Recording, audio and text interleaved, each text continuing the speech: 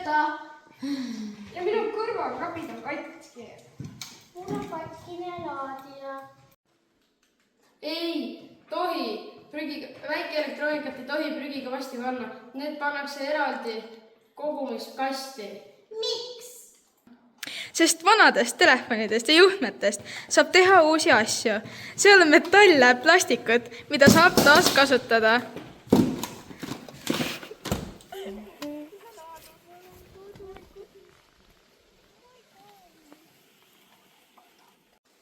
Meie osaleme ka maailma koristuspäeval. Vaadake, isegi vana laadijad oli maha visatud. Selle elektroonika kogumisse, mitte loodusesse jätta.